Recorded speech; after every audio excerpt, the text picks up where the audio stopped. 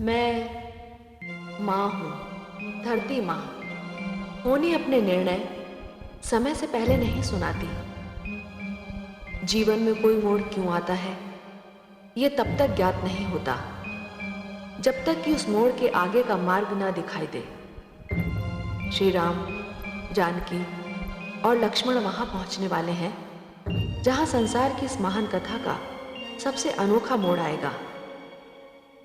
वाल्मीकि का आश्रम जानकी के जीवन में क्या भूमिका निभाएगा, ये अभी जानकी को भी नहीं पता, किंतु होनी उन्हें वहां ले आई है जहां एक अनुपम कथा जन्म लेगी।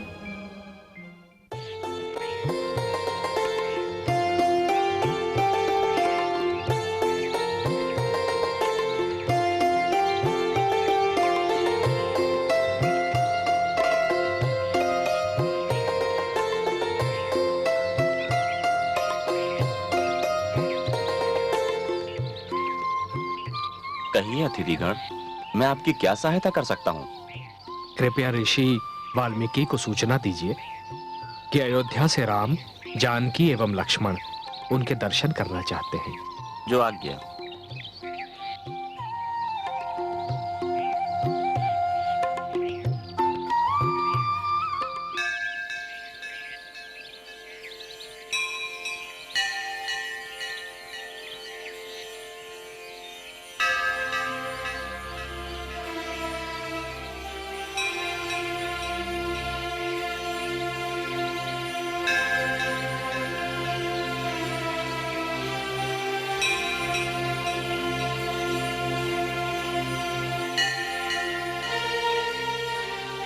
गुरुदेव, अयोध्या के राजकुमार श्री राम, जनक नंदनी सीता और सुमित्रा नंदन लक्ष्मण आश्रम पधारे हैं।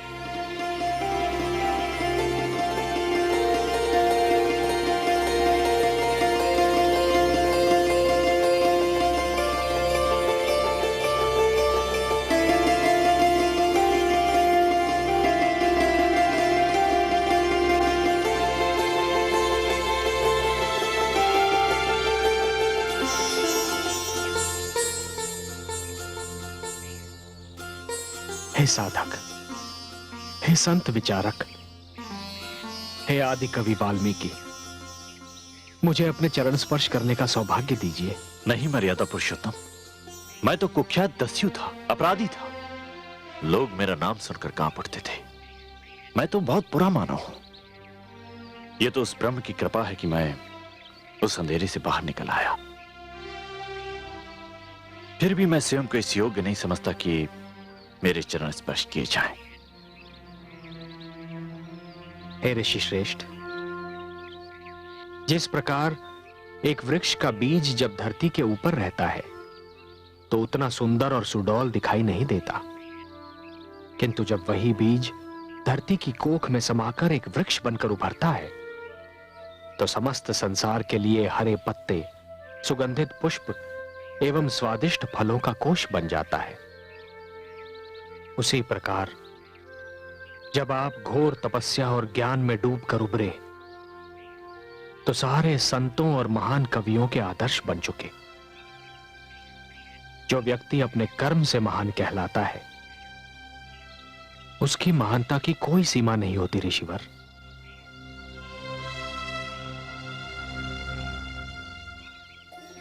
प्रणाम गुरुदेव। सौभाग्यवती भाव, तुम्हें देखकर मेरे मन में जो भावना उठ रही है मैं उसका वर्णन नहीं कर सकता। न जाने क्यों मेरा मन कर रहा है कि मैं तुम्हें पुत्री कहकर पुकारूं। केवल पुकारिए नहीं ऋषिवर, पुत्री समझिए भी। चिरंजीवी भाव, भले समय पर आए आप लोग। मैं आपके बाल्यकाल से जीवन का चरित्र चित्रण कर रहा हूं और मेरी यह प्रबल इच्छा थी कि उसका अवलोकन उसी के हाथों हो जिसका यह चरित्र चित्रण है। और मेरा यह सौभाग्य है कि आज यह अवसर मेरे हाथ आ गया। देव भाषा का इतना बड़ा विद्वान, इतना बड़ा ज्ञाता एक साधारण शिष्य से अवलोकन के लिए कह रहा है। मैं आपका स्थान जानता हूं। आपके कुलगुरु वशिष्ठ मुझे बता चुके हैं कि आप साहित्य, कला एवं संस्कृति के असाधारण ज्ञाता एवं विद्वान हैं। अवलोकन तो आप ही को करना होगा। आइए विश्राम कीजिए।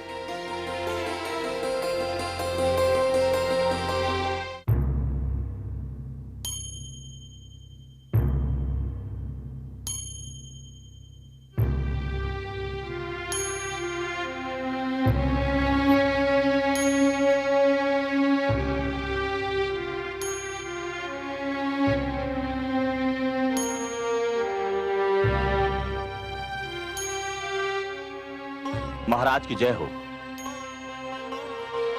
सेनापति, क्या समाचार मिला? मेरे गुप्तचर कुछ समाचार लाए हैं महाराज, और उन्हें सुनकर मैं कुछ उलझन में पड़ गया हूँ। क्या सूचनाएं इतनी चिंताजनक हैं? चिंताजनक तो कहना उचित न होगा मेरे लिए, पर हाँ, आश्चर्यजनक कहा जा सकता है। आप मेरा कौतूहल बढ़ा रहे हैं। कृपया शीघ्र बताइए, क्या सूचना लाए हैं आपके गुप्तचर? गुप्तचरों का कहना है कि राजकुमार भरत के साथ विशाल सेना तो है ही, गुरु वशिष्ठ और तीनों राजमाताएं भी हैं। क्या अर्थ हुआ इसका? ये स्वयं मैं समझ नहीं पाया महाराज। इसका अर्थ ये हुआ कि राजकुमार भरत, जो मेरे ज्येष्ठ जामाता से युद्ध करने जा रहे हैं, उनके लिए कुलगुरु वशिष्ठ की सहमति और तीनों राजमाताओं की अनुमति भी प्राप्त है, जो असंभव है। या फिर राजकुमार भरत का उद्देश्य युद्ध नहीं, कुछ और है जो संभव है। युद्ध के अतिरिक्त उनका उद्देश्य और क्या हो सकता है महाराज? ये जानने के लिए हमें अपने आप को और अपनी सेना को छिपा कर रखना होगा, और राजकुमार भरत और उनकी सेना की गतिविधियों पर कड़ी दृष्टि रखनी होगी, और फिर उचित समय पर उचित पग उठाना होगा। मेरे लिए क्या आज्ञा है महाराज? सेना को आदेश दीजिए कि वो हमसे दूरी पर हमारे पीछे रहे। केवल हम और आप आगे जाएंगे। जो आज्ञा महाराज।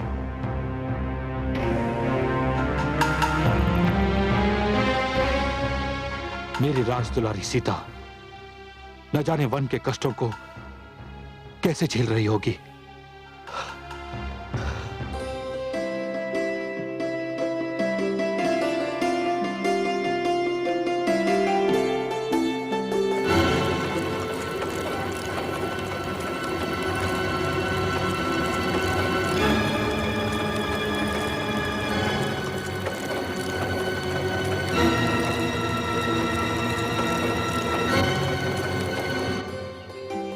सीता, सीता,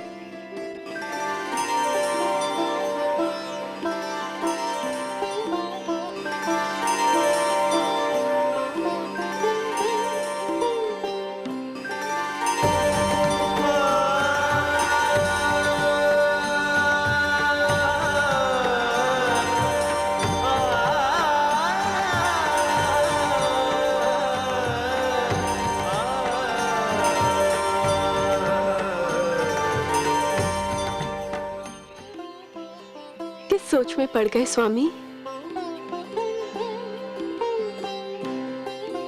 मेरे नेत्रों के समक्ष वो दृश्य घूम गया देवी, जब मैंने पहली बार आपको जनकपुरी की एक पुष्प वाटिका में ऐसी ही एक भोर में पुष्प तोड़ते हुए देखा था। तब आप जनकपुरी में थीं, राजकुमारी थीं। किंतु आज आज कोई अंतर है स्वामी?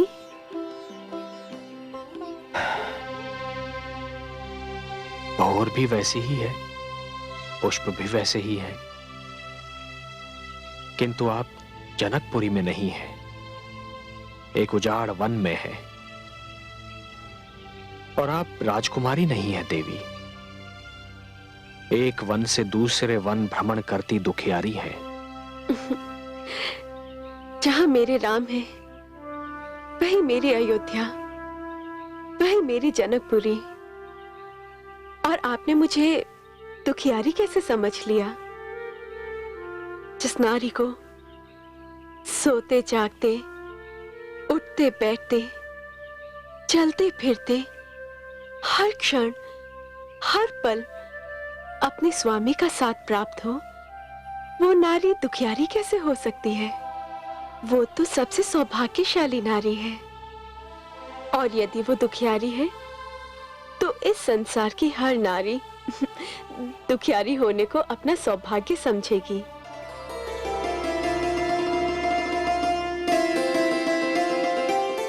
धन्य है आप, धन्य है। ये वाक्य तो केवल आप ही के मुख से निकल सकते थे। ये पुष्प तोड़ने की आवश्यकता क्या पड़ गई? भ्राता लक्ष्मण जल लेने गए हैं तो मैंने सोचा आपकी पूजा का समय हो रहा है, मैं ही पुष्प तोड़ लाऊं।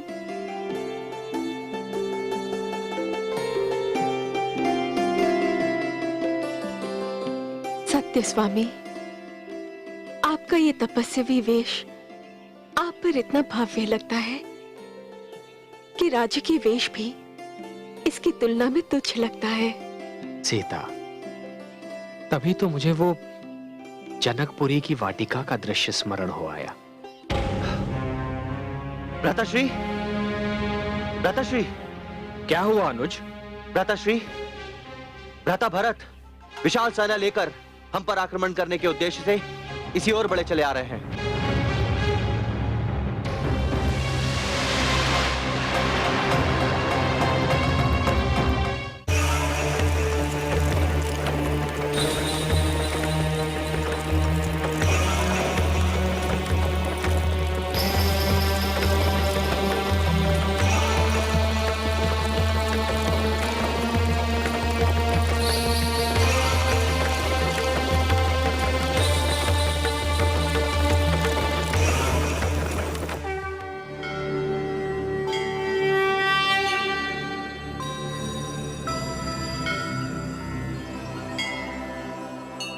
देवाधिदेव, ये किसने आपके नेत्रों को अपनी ओर बांध रखा है? भरत ने। देवी, ये देखकर कोई कह सकता है कि भरत राम की विमाता के पुत्र हैं? सत्य कहा आपने। जिस प्रकार जड़ों में जल के रहते कोई वृक्ष सूख नहीं सकता, उसी प्रकार जिस परिवार में भरत जैसा भाई होगा उस परिवार को कोई नहीं तोड़ पाएगा। संसार की कोई भी विपदा उस परिवार की एकता को भंग नहीं कर सकती। चारों भाइयों में जो स्नेह है वो परिवार में संबंधों की ऊंची और आदर्श मर्यादा को स्थापित करता है। देखिए भरत किस प्रकार हट कर रहे हैं कि उनकी माताएं रथ में सवार हो जाएं, और इसके लिए वो तर्क भी दे रहे हैं। उन्होंने महारानी कौशल्या जैसी नारी को निरुत्तर कर दिया है। कृपया यूं पैदल चलकर मुझे नरकगामी न बनाइए। किंतु पुत्र, हमें पैदल चलने में कोई कष्ट नहीं होगा। माता, आपको कष्ट हो ना हो, किंतु मुझे तो कष्ट होगा। यदि आपको इस प्रकार भ्राताश्री के समक्ष ले गया तो वो मुझे कदापि क्षमा नहीं करेंगे। तुम कुछ भी कहो पुत्र, हमें ये तनिक भी नहीं सुहाता कि हम रथों पर सवार यात्रा करें और तुम कांटों भरी मार्ग पर चलते रहो।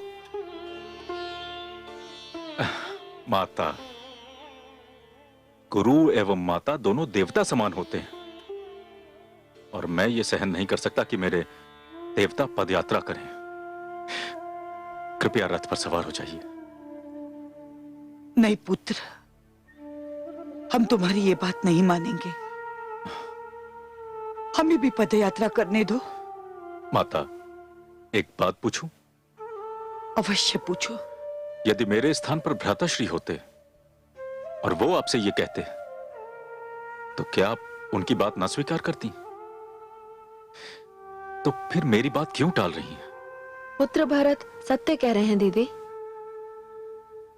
हाँ, ये अपना हठ नहीं छोड़ेगा। चलिए हम रथ पर चलते हैं।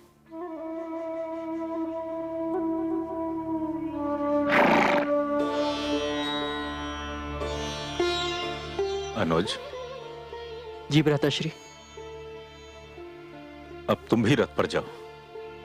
नहीं भ्राताश्री, मैं आपके पीछे पीछे चलूंगा। अनुज, तुम्हें कष्ट होगा तो मुझे दुख होगा, मान लो मेरी बात। भ्राताश्री,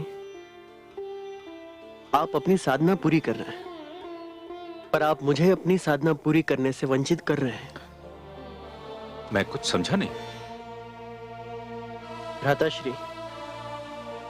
भ्राता श्री राम के पदचिन्हों पर चलना आपकी साधना है और आपके पदचिन्हों पर चलना मेरी साधना है। अनुज,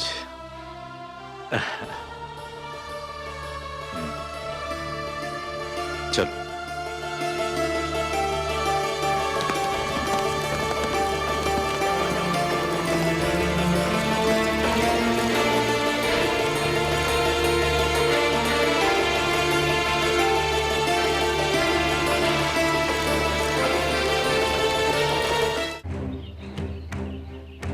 भ्राताश्री, मुझे आज्ञा दीजिए कि मैं भ्राताश्री भरत के राजमत, सत्तामत और अहंकार को चकनाचूर कर दूं। उन्हें यह बता दूं कि आप पर आक्रमण करने और आपको क्षति पहुंचाने के विचार का भी क्या परिणाम होता है। वास्तविकता जाने बिना कोई निर्णय कर लेना वैसा ही होता है अनुज, जैसे घटा के छाने पर दिन को रात्रि समझ लेना। अंधकार सूर्य को निगल सकता है, आंधी एक पर्वत को उड़ाकर ले जा सकती है, पृथ्वी अपना धैर्य खो सकती है, किंतु राजमद और सत्ता के मद में मेरा अनुज भरत भ्रातृ प्रेम को भूल जाए, असंभव है अनुज, यह असंभव है। यदि इस पृथ्वी पर भरत का जन्म न हुआ होता तो न्याय और धर्म की व्यवस्था बनाना संभव ही न होता। तुम्हें कोई भ्रम हुआ है अनुज, अवश्य ही भ्रम हुआ है तुम्हें। भ्राताश्री, पहले मुझे भी विश्वास नहीं हुआ, किंतु यदि भ्राता भरत के मन में खोट नहीं होता तो वो अकेले ही आते ना। शत्रुघ्न को साथ लाने का क्या अर्थ है? अनुज, भारत और शत्रुघ्न में वही संबंध है जो तुम में और मुझ में है। एक काया तो दूसरा छाया। यदि लक्ष्मण राम के संस्कारों की प्रतिमूर्ति है तो शत्रुघ्न भी भरत के संस्कारों से परिपूर्ण है। क्या यह संभव है कि अमृत के वृक्ष से विष का फल फूटे? क्या यह संभव है कि लक्ष्मण जैसे पुत्र को जन्म देने वाली माता सुमित्रा एक ऐसे पुत्र को जन्म दे जिसमें लक्ष्मण के गुण ही न हो?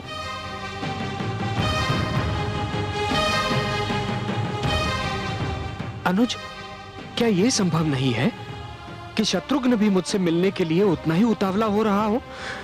भ्राताश्री,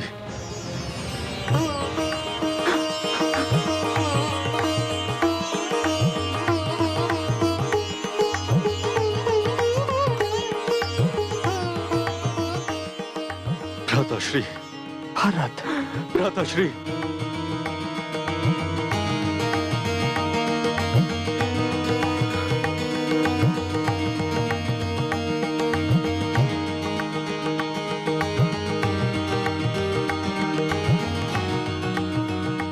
भ्राताश्री,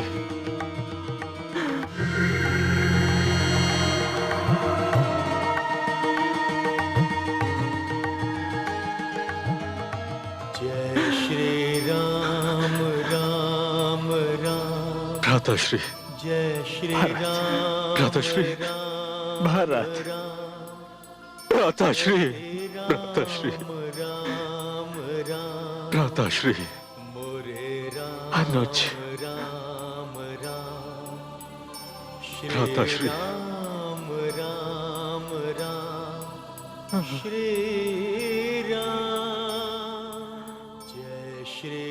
भारत, महारानी कैकेयी, भारत के अश्वों ने तुम्हारे सारे पाप धो दिए।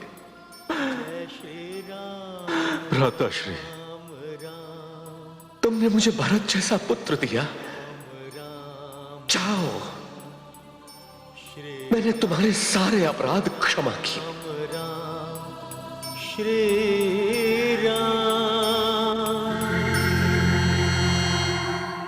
भारत,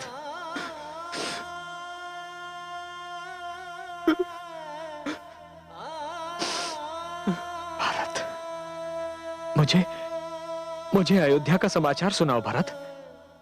कैसी है मेरी अयोध्या? विदा के समय पिताश्री अत्यंत अस्वस्थ लग रहे थे। कैसे हैं वो?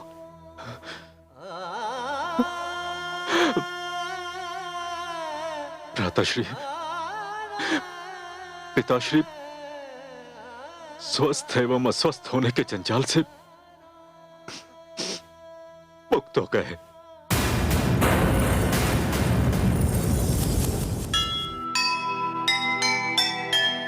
आप चले वन को इधर उधर पिता परलोक, भरत लाल के वचन सुन छाया गहरा शोक।